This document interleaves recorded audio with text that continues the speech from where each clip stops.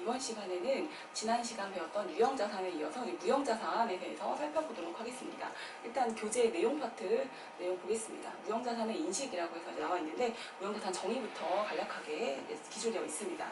무형자산은 기업이 영업활동을 위해 보유하고 있는 물리적인 실체가 없지만 식별할 수 있는 비화폐성 자산이다. 이렇게 구분을 하고 있습니다. 그래서 아래 세 가지 요건을 충족해야 무형자산으로 인식할 수 있다. 이렇게 나와 있는데 이 세 가지가 보면 첫 번째로 식별 가능성이 있고, 두 번째가 통제, 세 번째가 미래 경제적 효익. 이렇게 세 가지가 이제 기재가 되어 있습니다. 그래서 미래 경제적 효익은 자산의 정의 관련돼 가지고 항상 나오는 표현이에요. 자산은 미래 경제적으로 나한테 효익을 주어야 한다. 이거는 항상 자주 등장하는 표현이고, 무형자산에서 이제 좀 주의해서 봐야 될 게 식별 가능성이 좀 구분을 해야 됩니다. 보통 무형자산 같은 경우는 형체가 없는, 실체가 없는 자산이기 때문에 여기에 식별이 가능해야 된다는 게 되게 중요한 포인트가 될 수가 있어요. 그래서 영업권과 구별되는 무형의 자산이지만 식별 가능한 형태로 있어야 된다. 그래서 이제 분리가 가능하거나 별도로 뭐 계약상의 권리, 법적 권리도 발생하는 건데 그걸 분리해서 어떻게 인식할 수 있는 그런 요건들이 충족이 돼야지 무형자산으로 인식할 수가 있습니다. 그리고 통제라는 거는 이것도 이제 보통 자산에서 많이 설명이 되는 건데 이거에 대해서 미래 경제적 효익을 확보할 수 있고 다른 사람들의 접근이 제한된다. 이 미래 경제적 효익에 대해서 제3자의 접근이 제한된다. 그러니까 오로지 그 기업에 대한 자산으로 볼 수가 있는 거겠죠. 그래서 이 세 가지 요건을 갖춰야 무형자산으로 인식할 수가 있다. 그렇게 나오고, 미래 경제적 효익 부분 파트에서 보면은 이게 효익이라고 해서 수익만 얘기하는 것이 아니라 보면은 원가 절감, 그다음에 자산 사용에 따른 기타 효익, 이렇게 좀 원가 절감되는 파트들도 이게 미래 경제적 효익으로 크게 보면 볼 수가 있다. 이렇게 무형자산 인식 기준을 살펴봤습니다. 그래서 다음으로는 무형자산의 취득에 관련된 내용 보겠습니다. 그래서 취득 원가를 어떻게 인식할 것인가 내용을 보는 건데, 첫 번째는 이제 개별적으로 취득했다, 구입을 해왔다, 이런 케이스가 되는 거겠죠.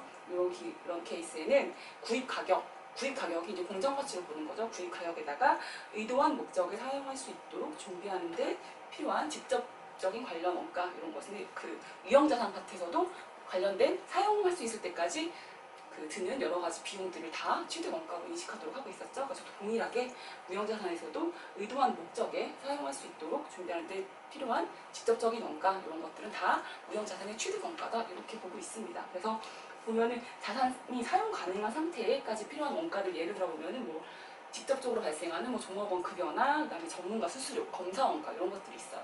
그러니까 무형자산이기 때문에 조금 유형자산이랑은 좀 다르죠.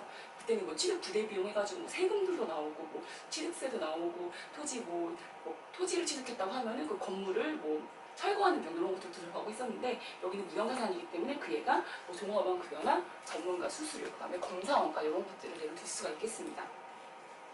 다음으로는 사업 결합으로 인한 취득 부분 내용 보겠습니다. 사업 결합으로 취득하는 무형자산은 항상 인식 기준을 충족한다고 보는 거예요. 보통 이 세 가지 인식 기준을 충족을 해야 되는데, 사업 결합으로 취득하는 거는 사업 결합이라면 합병도 있고, 그쵸, 뭐 그런 것들 예를 크게 들 수가 있어요. 그래서 그런 결합으로 인한 취득에 있어서는 이 요건을 자세히 안 따져도 취득 요건을 다 무형자산 인식 요건을 충족한다, 이렇게 보고 그거에 따라서 영업권을 인식을 하는 건데, 취득 원가는 취득일의 이제 공정가치로 표시를 하게 됩니다. 그래서 사업 결합 전에 무형자산을 피취득자가 인식하였는지 여부 상관없이 취득자는 취득일에 피취득자의 무형자산을 영업권과 분리하여 인식한다, 이렇게 나와 있습니다. 그래서 요거는 이 문구가 조금 어렵긴 한데 제가 나중에 그 문제를 계산 문제를 풀면서 이 용어가 어떤 표현인지 좀 자세하게 설명을 드리고, 예를 들어서 이제 어떤 회사가 합병을 해가지고 이제 이 회사 거를 합병해서 넘어오잖아요. 근데 이 회사가 기존에 인식하고 있던 무형자산이 있어요. 무형자산이 있다고 하더라도 이거를 인식한 건 상관없이 합병할 때는 새롭게 다시 공정가치로 해가지고 인식을 한다, 이런 뜻으로 볼 수가 있습니다. 그래서 사업 결합으로 인한 취득까지 내용 보았고, 그 다음으로 내부적으로 창출한 영업권이라고 되어 있는데, 이 내부적으로 창출했다는 거는 보통 영업권 이런 그 회사 사업 결합으로 인해서 취득하게 되는 것이 일반적인데, 여기서는 이제 내부적으로 창출한 영업권이라는 얘기 나옵니다. 그래서 이거는 내부적으로 창출할 수가 없다, 이렇게 결론이에요. 그래서 내부적으로 창출한 영업권은 그다음에 자산으로 인식하지 아니한다, 이렇게 이게 결론인데, 이게 이렇게 인식을 하지 못하는 이유가 여기 보면은 원가를 신뢰성 있게 측정할 수 없고 기업이 통제하고 있는 식별 가능한 자원이 아니기 때문에 자산으로 인식하지 아니한다, 그래서 영업권 같은 경우에는 사업 결합으로 이제 취득한 것만 인정을 하는 거고 내부적으로 영업권을 창출을 할 수는 없다. 이렇게까지 알아두시면 되겠습니다. 그래서 세 번째 내용은 사실 취득에 관련된 내용이지만 어쨌든 내부적으로 삼천 영업권 자체는 자산으로 인식할 수 없다. 이렇게까지 내용 같이 알아보았습니다. 그리고 다음으로는 무형자산의 상각을 보겠습니다. 무형자산 상각은 사용 가능한 시점부터 상각이 진행됩니다. 사용 가능한 시점까지 발생한 모든 비용들은 취득 원가로 들어가는 거죠. 그 이후에는 사용이 딱 가능하게 되면 그때부터는 상각이 들어가게 되는 겁니다. 그래서 내용 연수가 이제 유한한 경우랑 그다음에 비한정적인 경우 두 가지로 나눠가지고 상각을 이제 살펴보게 되는데 내용 연수가 유한한 경우에는 자산의 경제적 효익이 소비되는 형태를 반영한 방법을 생각한다. 근데 이 소비되는 형태가 신뢰성 있게 측정할 수 없는 경우에는 가장 보편적인 방법인 정액법을 사용하는 방식으로 이제 상각하도록 하고 있습니다. 그리고 내용 연수가 비한정적인 경우에는 감가상각을 하지 않아요. 하지만 이게 내용 연수가 비한정적이라는 것을 매 기말마다 검토를 해야 됩니다. 그래서 그 자산의 내용 연수가 비한정이라는 평가를 계속하여 정당화하는지 매 회계 기간마다 검토를 한다. 그래서 내용 연수가 비한정적인 경우 감가상각하지 않고 기말마다 내용 연수가 비한정적인지 계속 검토한다. 이렇게까지 알아두시면 되겠습니다. 그리고 일반적으로 내용 연수 유한한 경우에는 유형자산과 비슷하다고 볼 수가 있겠죠. 그래서 미래 경제적 효익이 소비된 형태를 반영한 방법으로 생각한다. 그래서 이렇게 내용은 이제 유형자산 비슷하게 일반적인 내용으로 보시면 될 것 같습니다. 세 번째로는 잔존가치에 대한 내용이 나와 있습니다. 제3자의 구입 약정이 있거나 활성 시장이 존재하는 경우를 제외하고는 0으로 간주한다. 이렇게 나와요. 그러니까 보통 유형자산의 경우에는 잔존가치 이렇게 해가지고 언급되는 경우들이 많은데 무형자산은 잔존가치가 이제 0으로 보는 게 원칙이에요. 기본적으로 0으로 보는 게 원칙인데 보면 이제 이 무형자산은 나중에 그 내용연수가 종료된 시점에 제3자가 그걸 사겠다고 하는 약정이 있거나 활성 시장이 존재해서 그걸 팔 수가 있어요. 만약에 그런 경우에는 이거는 잔존가치가 있는 거죠. 잔존가치가 0이라고 볼 수가 없는 거예요. 이거를 그 내용연수가 종료되는 시점에 누가 사겠다는 사람이 있는 거예요. 그럼 그만큼 자산가치가 있는 거기 때문에 잔존가치가 이제 0이라고 볼 수가 없는 거겠죠. 그런 케이스에는. 그래서 이런 두 가지 케이스를 제외하고는 0으로 간주를 한다. 이렇게 내용이 나와 있습니다. 그리고 무형자산의 잔존가치는 해당 자산의 장부금액과 같거나 큰 금액으로 증가할 수도 있으며 이 얘기가 어떤 얘기냐면 이게 똑같은 얘기죠. 갑자기 이제 내용연수가 지나가고 있는데 이 제3자가 구입할 수 있거나 활성시장이 존재하는 경우에는 그 가치가 잔존가치가 올라갈 수 있겠죠. 어떤 자산의 가치가 활성시장이 있는데 그때 그 시점에 보니까 잔존가치가 되게 큰 거예요. 그런 경우에는 장부가액보다 넘어가는 경우들도 있을 거예요. 이런 경우에는 잔존가치가 이후에 장부금액보다 작은 금액으로 감소될 때까지 잔존가치라는 거는 장부금액보다 작아야지 의미가 있는 거죠. 근데 지금 잔존가치가 장부금액보다 큰 케이스가 생긴 거기 때문에 잔존가치가 장부금액보다 작은 금액으로 감소될 때까지 무형자산 한각을 중지를 한다. 이렇게 나와 있습니다. 그래서 이렇게 잔존가치까지 알아봤습니다. 그리고 지금까지 말씀드린 거는 그 무형자산의 일반적인 내용이어서 사실 이 부분에서 뭐 문제가 출제가 된다거나 이 부분이 이렇게 어려운 부분이에요. 사실 그래서 이렇게 이 내용들을 통해서 뭐 말 문제 같은 게 나올 수가 있겠죠. 이제 뒤에 보시는 분들은 내부적으로 상충한 무형자산 이 파트는 이제 연구비 개발비가 나오는데 이거 연구비랑 개발비를 구분하는 내용들에 대해서 이제 문제가 출제될 가능성이 좀 높습니다. 그래서 이 부분 자세하게 알아보도록 하겠습니다. 아까 보면은 그 내부적으로 상출한 영업권은 자산으로 인식하지 않는다 이런 얘기 나왔었는데 내부적으로 상출한 무형자산 중에 연구비랑 개발비 같은 거를 예를 들 수가 있습니다. 그래서 이제 회사가 이제 연구하고 개발하는 여러 가지 비용들 중에 자산성이 있는 거는 자산으로 반영을 하고 그다음에 자산성이 없는 거는 이제 비용 처리를 하게 되는 이런 회계 처리를 하게 되는데 이게 어떤 거는 연구인지 어떤 거 개발인지 이거를 구분하는 잣대가 필요한 거예요. 회사에서는 당연히 자산을 하고 싶겠죠. 비용 처리를 하고 싶지 않기 때문에. 그래서 이게 개발비 같은 경우에는 자산 인식 요건을 좀 충족한 경우에 이런 경우에만 무형자산으로 인식할 수 있다. 이렇게 정의를 하고 있습니다. 그래서 이걸 연구비랑 개발비 구분하는 간략한 내용들이 나와 있는데 요거는 이제 객관식 문제로 좀 출제가 될 가능성이 있기 때문에 세부 내용들을 딱 읽어보셔서 이거 연구비인지 개발비인지 구분할 수 있는 정도의 암기는 해주셔야 될 것 같습니다. 첫 번째로 내용 보시면은 연구비 이거는 단기 비용으로 처리하는 파트죠. 그래서 새로운 지식을 얻고자 하는 활동 첫 번째. 그리고 두 번째로는 연구 결과 또는 지식을 탐색, 평가, 최종 선택, 응용하는 활동. 그래서 여기는 연구비 같은 경우에는 아직은 구체적이지가 않아요. 구체적인 단계로 진행되기 전에 좀 약간 여러 가지에 대해서 좀 살펴보는 작업을 하는 이 상태일 때 연구비라고 많이 처리를 한다. 그리고 세 번째로는 재료, 장치, 제품, 공정, 시스템이나 용역에 대한 여러 가지 대체안을 탐색하는 활동. 그래서 여러 가지 대체안도 이제 여러 가지를 탐색하는 활동, 이런 것들은 연구비. 여기서 포인트는 여러 가지 대체안이 될 수가 있어요. 뒤에 개발비로 가게 되면은 최종 선택안을 가지고 분석하는 활동이 나오게 됩니다. 그래서 연구비에서는 여러 가지 대체안 탐색하는 활동이 이제 들어간다. 그리고 새롭거나 개선된 재료, 장치, 제품, 공정, 시스템이나 용역에 대한 여러 가지 대체안을 제안, 설계, 평가, 최종 선택하는 활동, 이런 것까지 다 연구비를 본다. 약간 추상적이고 뭔가 구체적인 작업이 들어가기 전의 활동들은 다 연구비를 보시면 되겠습니다. 그래서 당구장 표시 보시면은 연구 개발 활동의 특성상 연구 단계와 개발 단계를 구분하기 아주 애매한 경우들이 많겠죠. 이런 경우에는 특정 프로젝트에서 발생한 지출을 모두 연구 단계에서 발생한 것으로 간주한다. 그러니까 딱 개발비 인식 요건을 딱 갖춘 경우에만 개발비를 인식하고 그냥 웬만한 경우에는 다 연구비로 비용 처리해라, 이렇게 내용이 되는 거겠죠. 그래서 개발비 내용 보겠습니다. 개발비 같은 경우에는 자산 인식 요건 충족 시에 무형 자산으로 인식을 한다. 그래서 이제 개발비 예가 이제 4가지가 나와 있습니다. 첫 번째로 생산이나 사용 전에 시제품과 모형을 설계, 제작 및 시험하는 활동. 되게 구체적으로 들어가죠. 시제품까지 들어간 거니까 이제 거의 그쵸, 되게 생산되기 직전 단계라고 볼 수가 있는 거예요. 그리고 두 번째로 새로운 기술과 관련된 공구, 지구, 주형, 금형 등을 설계하는 활동. 그쵸, 이런 것도 개발비다. 그리고 상업적 생산 목적으로 실현 가능한 경제적 규모가 아닌 시험 공장을 설계, 건설, 가동하는 활동. 그쵸? 그 상업적으로 생산할 거면 규모가 엄청나게 커야겠죠. 근데 그런 규모가 아니고 시험 공장을 설계, 건설, 가동하는 활동. 이런 거는 이제 개발비로 본다.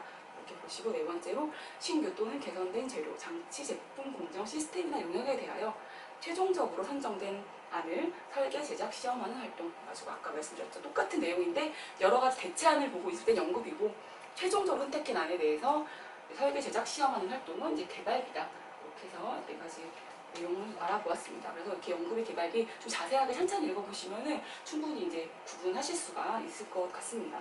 그래서 이거 내용 알아봤고, 이거 관련해가지고 첫 번째로 이제 객관식 문제 나왔던 거 한번 다뤄보도록 하겠습니다. 이게 그렇게 어렵지는 않은데 이게 사실 나올 수 있는 가장 좀 어려운 형태라고 볼 수가 있어요. 오히려 이제 다른 이제 그 문제들 같은 경우에는 아까 그 제가 기술에 들었던 4가지를 통해 가지고 이제 내용을 기재가 되어 있는데 여기는 조금 더 자세하게 좀 구체적으로 적용이 된 케이스라서 조금 이제 어려운 건데 이 케이스가 나올 수 있는 가장 어려운 케이스라고 보시면 될 것 같습니다. 첫 번째 네, 4번 문제죠. 다음은 제약회사인 주갑의 20X1년도 독감치료용 신약을 위한 연구 개발 및 생산과 관련된 자료이다. 해가지고 7가지가 이제 지출이 나와 있습니다. 그리고 갑이 20X1년에 당기 손익으로 인식할 연구비와 자산으로 인식할 개발비는 각각 얼마인가 이렇게 나왔죠. 연구비, 개발비를 구분을 해라. 이거를 보고 있습니다.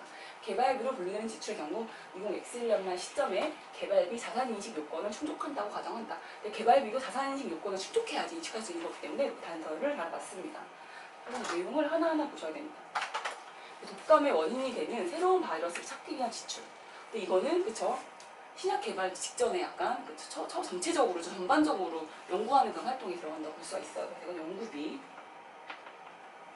바이러스 규명에 필요한 동물 실험 위한 지출. 이것도 그쵸? 구체적인 그런 작업 들어가기 전 단계라고 볼 수가 있습니다. 그리고 상업용 신약 생산에 필요한 설비 취득을 위한 지출.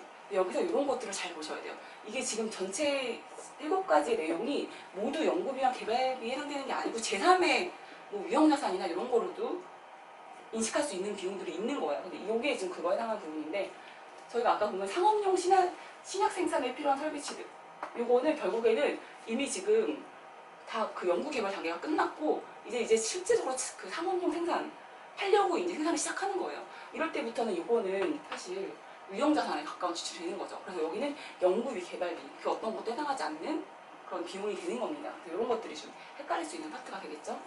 그리고 4번째로는 신약을 개발하는 시험 공장 건설을 위한 지출. 요거는 그쵸? 개발비.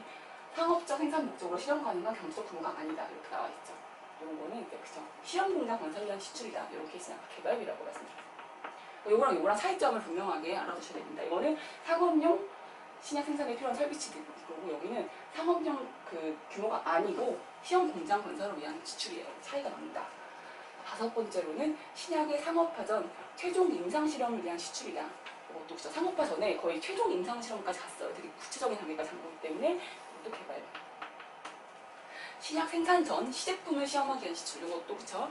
국제적인 단계가 있기 때문에 개발비가 되는 거고, 바이러스 동물 실험 결과의 평가를 위한 지출, 이런 거는 그쵸? 그 전 단계를 볼 수가 있는 거죠. 구체적인 작업이 들어가기 전에 연구비가 됩니다. 그래서 연구비는 요거 3개 합치고 개발비는 4, 5, 6번 합치고 이렇게 합치면은 정답은 연구비는 34만 원이고 개발비는 58만 원으로 기재할 수가 있습니다.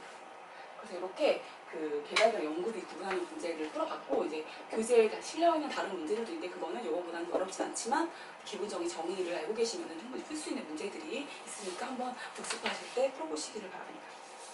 그 다음으로는 이제 운영자산이고 좀 중요하게 다뤄지는 파트로는 영업권 파트가 있습니다. 그 교재 내용 파트로 돌아오시면은 영업권이라는 내용이 나오는데, 뭐 합병이랑 이런 거 케이스에서 나오는 거겠죠? 그래서 여기 정의를 보시면은 영업권이라는 거는 영업권이라는 건 합병 대가에서 그 피투자, 피취득회사, 순자산 공정가액,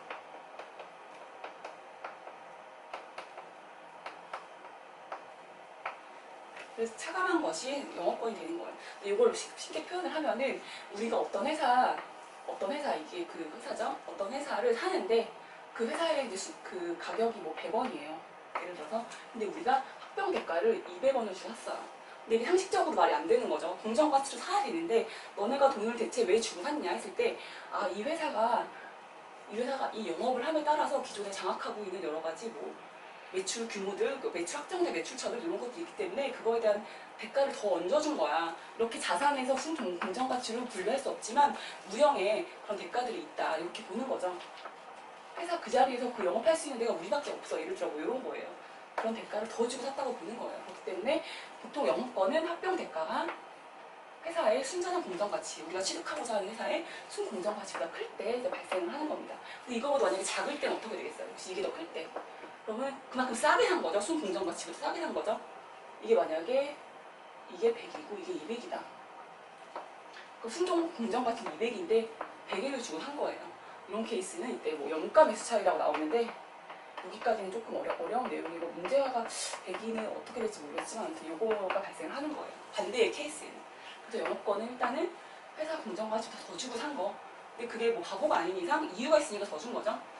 영업에 대한 권리를 대해서 산 거다, 이렇게 보시면 되겠습니다.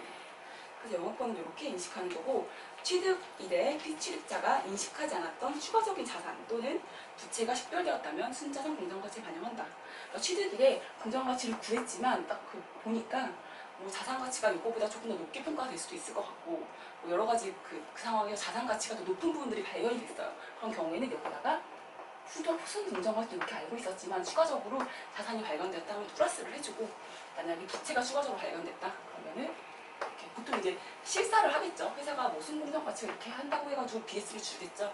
근데 만약에 뭐 실사를 하는 과정에서 추가적인 자산이 발생하거나 추가적인 부채가 발생하는 경우에는 이제 가감을 해가지고 순공정가치가 고려를 해준다, 이렇게 나와 있어요. 그래서 제일 마지막에 당구장 표시에 있는 거는 이 반대 케이스죠. 순공정가치가 200인데 100을 주었어요. 이런 경우는 싸게 산 거니까 영가에 샀다, 이렇게 보는 거예요. 영가에 사가지고 이익이 생겼다, 이렇게 보는 건데, 이런 경우에는 취득일에 단기손익으로 처리한다, 이렇게까지 내용이 정리가 되어 있습니다. 그래서 영업권 관련된 그 무형자산 문제들을 하나씩 이제 다뤄보도록 하겠습니다. 네, 그래서 이제 그 영업권 관련된 계산하는 문제들 객관식 한 6번 문제부터 다뤄보도록 하겠습니다. 6번 문제 보면은 지금 방금 전에 배웠던 그 합병 대가에서 그 피취득해서 순자산 공정가치 차감해서 구하는 그 논리로 같이 내용 보시면 되겠습니다. 그렇게 내용은 어렵진 않고 방법만 알면은 그렇게 어려운 문제는 아니라는 거. 네, 6번 문제. 20X1년 초 주한국은 주 서울의 지분 100%를 취득하여 흡수 합병하였고 그 이전 대가로 10만 원의 현금을 지급하였다. 또한 합병 관련 컨설팅 수수료로 만 원을 현금으로 지급하였다.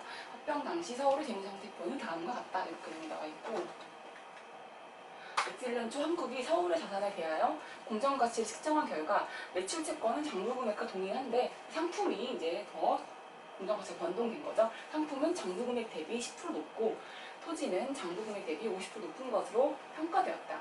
한편 부채의 공정가치는 장부금액과 동일하다. 20X1년 초 주 항목이 영업권으로 계상할 금액은 얼마인가? 아까 그 산식에서 순자산 공정가치도 요거 반영해주면 되겠죠? 가장 기본적인 문제가 되겠습니다. 그래서 여기 매출채권 일단 자산 있죠? 매출채권 똑같이 이제 계산이 되는 거고, 그 다음에 상품 같은 경우에는 아까 상품이 10% 높다고 했어요. 공정가치가 상품이 10% 높고 토지는 1.5% 높다고 했습니다. 그리고 부채 같은 경우에는 장부가액과 동일하다고 했죠. 그럼 여기서 요거 차감한 것이 여기가 순자산 공정가치가 되는 거겠죠. 그래서 이렇게 차감을 한 순자산 공정가치가 9만이 됩니다. 그리고 우리는 여기 이전 대가로 합병 대가로 10만 원을 지급하였고 순자산 공정가치가 9만 원이에요. 그렇기 때문에 영업권은 만원으로 정답은 여기서 2번이 되겠습니다. 아주 기본적인 문제인데 여기서 이제 굳이 뭐 함정이라고 할 수는 없지만 그 합병 관련 컨설팅 수수료 이런 게 나와 있었죠. 이런 것들 어떻게 해야 되냐 했을 때 그냥 이거는 그냥 당시에 비용 처리하면 된다. 이렇게 알고 계시면 되고 간단한 이런 문제 받고 이 다음에 이어서 풀 문제는 요거에서 조금 더 변형된 케이스 문제 다루도록 하겠습니다. 그래서 8번 문제 보도록 하겠습니다.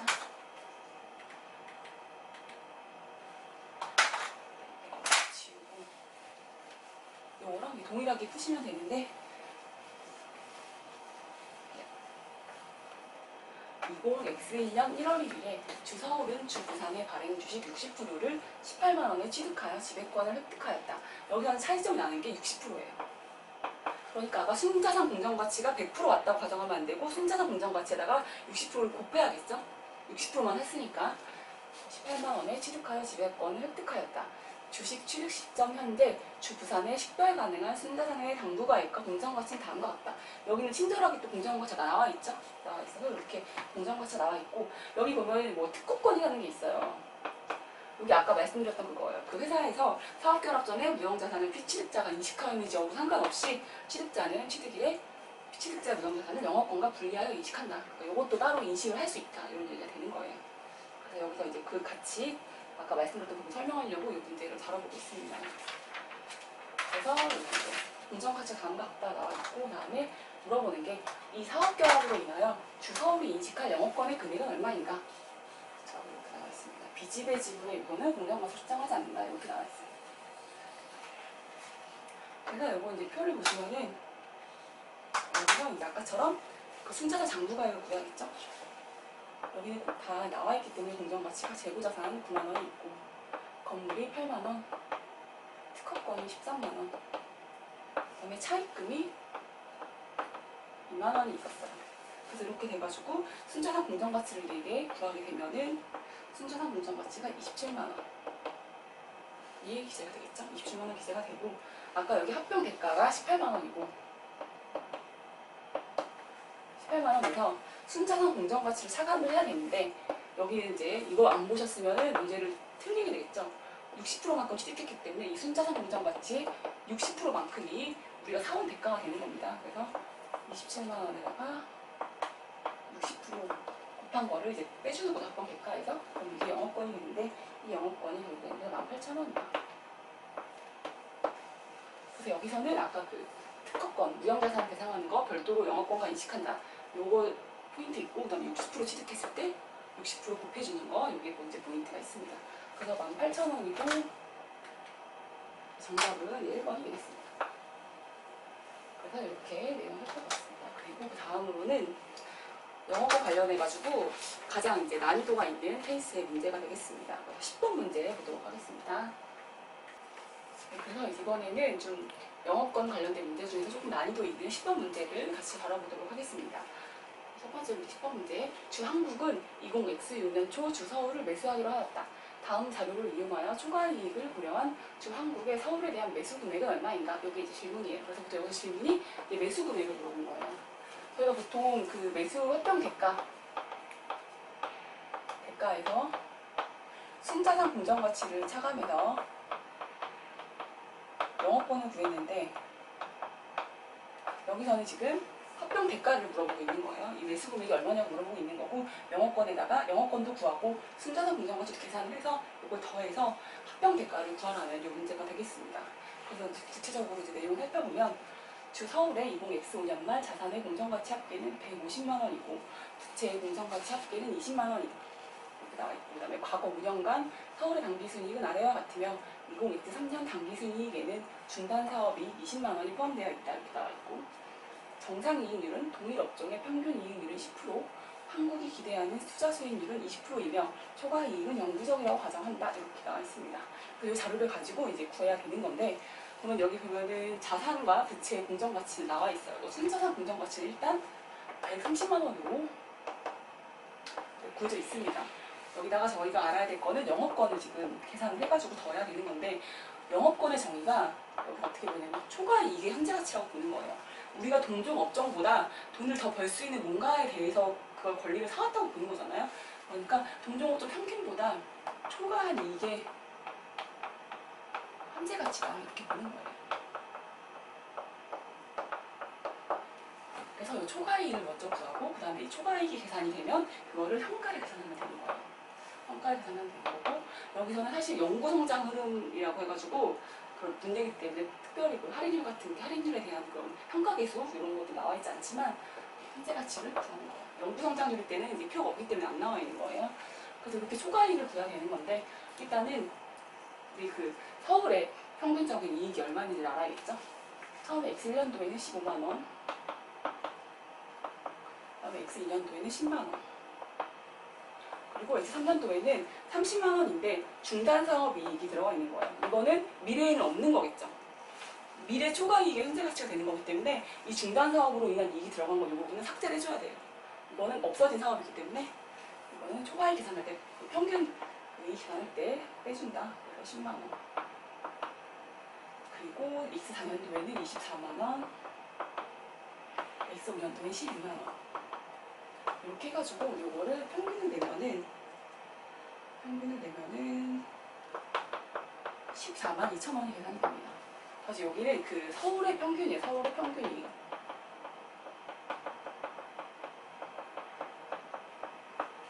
서울의 5년간 평균 이익이 되는 거죠. 그러면 동종 업종의 평균 이익이 뭐냐? 동종 업종의 평균 이익률은 10%라고 나와 있어요. 여기 보면은 이게 저희가 그 배웠던 ROA 같은 개념이에요. 총 그 ROE가 되겠죠, ROE. 우리가 여기다가 이 자산, 부채, 순종수익 자산 공정가치에 대해서 10%의 수익률을 기대하고 있다 이렇게 보는 거예요. 근데 여기 저희가 자산이 130만 원이죠. 그럼 130만 원에 투자를 했다면은 우리는 10% 정도를 원하는, 10% 정도 바라는 게 동종업계에서 원하는 평균 이익률이에요. 그래서 ROE 개념이죠. 순자산 금액에다가 10%, 동일업종 평균 이익률이 10%다. 이렇게 동일 업종의 ROE가 10%다. 이게 똑같은 얘기예요. 그래서 평균적인 동종업종 이익률은 13만 원이 됩니다. 그래서 14만 2천 원에서 13만 원을 빼면은 초과이익이 되겠죠. 초과이익이 12,000원이 되는 거예요. 12,000원이 되고, 이 초과이익의 현가를 구하는 건데, 이게 나중에 뭐 재무관리 시간에도 배우고 할 것 같긴 한데, 그 영구현금으로 현재가치를 구할 때는 여기다가 이제 할인율로 나누면은 영구성장의 현재가치가 돼요. 그래서 이거 계산하면은 초과이익의 현재가치가 투자수익률이 20%이기 때문에 현재가치는 0.1로 나눈다. 이렇게 나누면은 6만 원이 되는 거예요. 영업권이. 그러면은 순자산 공정가치도 구했고, 지금 영업권이 6만 원으로 됐죠. 이 6만 원을 이렇게 더한다. 그러면은 합병 대가가 130만 원이죠. 136만 원이 정리가 되는 거겠죠. 그래서 정답은 4번 136만 원이 되겠습니다. 그래서 이렇게 내용 받고, 여기서는 좀 중요한 포인트가 영업권이, 그쵸, 영업권을 저렇게 역으로 계산하는 케이스가 아니라 영업권을 실제 초과이익의 현재가치로 해서 구하는 부분이 좀 차이점이 있다. 초과이익의 현재가치를 어떻게 구하냐? 일단 회사의 평균 이익을 구하고 동종 업종의 평균 이익률을 계산을 해가지고 동종 업종의 평균 이익을 구해서 우리가 이 동종 업종보다 얼마를 더 벌 수 있느냐, 얼마를 더 벌 수 있느냐, 이거에 대한 현가이다 이렇게 보시면 됩니다. 이거는 교재 내용이 안 나와 있기 때문에 이 부분은 꼭 체크를 하셔가지고 이 내용까지 초과이익의 현재 가치가 영업권이다. 이렇게까지 같이 보시고 네, 내용을 꼭 기억해 주시길 바라겠습니다. 그래서 10번 문제는 이렇게 마무리를 했고, 그 다음에 이제 무형자산에서 보면 아까 제가 한참 앞부분에 한 10분 넘게 설명드렸던 그 무형자산 뭐 정의나 여러 가지 내용에 대해서 말문제가 나올 가능성이 있기 때문에 말문제에 대해서 같이 다뤄보도록 하겠습니다. 첫 번째로 이제 13번 문제가 되겠습니다. 무형자산에 관한 설명으로 옳지 않은 것은 첫 번째, 새로운 계층의 고객을 대상으로 사업을 수행하는 데서 발생하는 원가는 무형자산으로 인식한다. 이거는 이제 설명이 좀 필요한데 이 부분이 이제 교재 내용이 안 나와 있기 때문에 제가 해설 부분에다가 내용을 좀 추가적으로 많이 썼습니다. 그러니까 취득원가에 대해 포함할 것이냐, 취득원가 포함한다는 얘기는 무형자산으로 인식한다는 얘기고, 이게 취득원가 제외한다는 얘기는 결국 비용 처리를 하겠다는 얘기가 되는 거기 때문에 첫 번째 내용 관련된 거 해설해서 보시면은 취득원가에 포함하는 거는 자산을 사용 가능한 상태로 만드는데 직접적으로 발생하는 종업원 급여, 아까 말씀드렸죠? 직접적으로 발생하는 전문가 수수료, 그다음에 자산이 적절하게 기능을 발휘하는지 검사하는데 발생하는 원가, 이런 거는 이제 그 무형자산으로 인식하는 거고, 이 내용, 새로운 계층의 고객을 대상으로 사업을 수행하는 데서 발생하는 원가, 이거는 취득원가 제외 항목에 있죠? 이것도 포함이 돼요. 그래서 이게 어떻게 되어 있냐면 교육훈련비라고 되어 있죠. 새로운 계층의 고객을 대상으로 사업을 수행하면서 발생하는 원가, 예를 들면 교육훈련비, 이런 거는 취득원가가 아니다. 그리고 새로운 제품이나 용도 홍보원가, 이런 것도 자산이 아니다. 이렇게 나와 있고, 관리원가랑 일반 기타 경비원가, 이런 것들은 취득원가 제외한다.